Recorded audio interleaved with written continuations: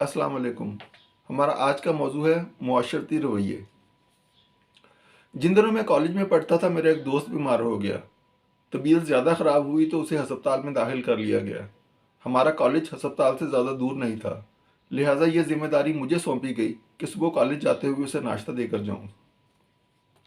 جس کمرے میں ہمارے مریض کو رکھا گیا تھا وہاں 2 بیڈ تھے۔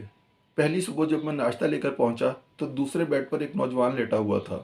اس کا چند روز قبل آپریشن ہوا تھا۔ میں کمرے میں پہنچا ہی تھا کہ اسٹاف کی 2 خواتین بھی وہاں آ گئیں۔ ان کے پاس بیڈ کی چادریں تھیں۔ میں نے اپنے مریض کو سہارا دے کر اٹھایا تو انہوں نے اس کے بیڈ کی چادر بدل دی۔ جب وہ دوسرے مریض کی طرف متوجہ ہوئیں تو اس نے درد سے کراہتے ہوئے کہا، میرے زخم میں شدید درد ہے، میں نہیں اٹھ سکتا۔ میں نے اسٹاف کی مدد کرنا چاہی اور کہا کہ میں اس مریض کو سہارا دے کر بیڈ سے اتارتا ہوں، آپ چادر بدل دیں۔ یہ کہہ کر میں نے جیسے ہی مریض کو ہاتھ لگایا وہ یوں چیخنے چلانے لگا جیسے میں نے اس کا نیا آپریشن کر دیا ہو۔ اس کی حالت دیکھ کر ایک نرس نے کہا، آپ رہنے دیں، ہم یہ کام خود کر لیں گی۔ اب انہوں نے مریض کو ایک طرف کروٹ دی اور وہاں چادر بچھا کر مہارت سے اس کی کروٹ بدل دی اور ادھر سے بھی چادر ٹھیک کر دی۔ اپنا کام نپٹا کر وہ کمرے سے باہر چلی گئیں۔ انہیں گئے بمشکل 5 منٹ گزرے تھے کہ در سے نڈھال مریض عطا اللہ عیسیٰ خیلوی کا گیت گنگناتا ہوا بیڈ سے اترا اور کمرے سے باہر چلا گیا۔ میں اور دوست اس کی حرکت دیکھ کر حیران رہ گئے۔ زیادہ دیر نہیں ہوئی تھی کہ وہی نرسیں کسی کام سے دوبارہ کمرے میں آ گئیں۔ جب انہوں نے بیڈ خالی دیکھا تو مجھ سے مخاطب ہوئیں، اس مریض کو کون لے گیا؟ لے کر نہیں گیا، وہ خود گیا ہے، میں نے ان کی معلومات میں اضافہ کیا۔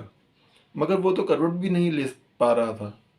وہ کروٹیں بدل کر باہر نہیں گیا بلکہ چل کر گیا ہے، ابھی آئے گا تو پوچھ لیجیے گا، میں نے جواب دیا۔ بات جاری تھی کہ وہ مریض سیٹی بجاتا ہوا واپس آ گیا۔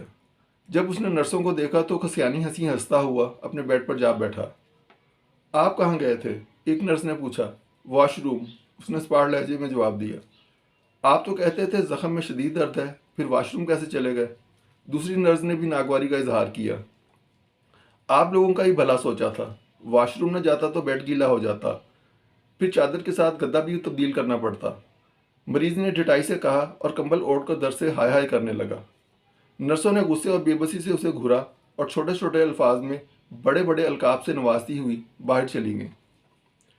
یہ برسوں پرانی بات ہے، لیکن ہمارے ہاں معاشرتی رویے آج بھی ایسے ہی ہیں۔ ملازمت پیشہ خواتین کے لیے اس قسم کے واقعات نئے نہیں ہوں گے۔ بات اسی طرح چھوٹے چھوٹے پاسز سے شروع ہوتی ہے۔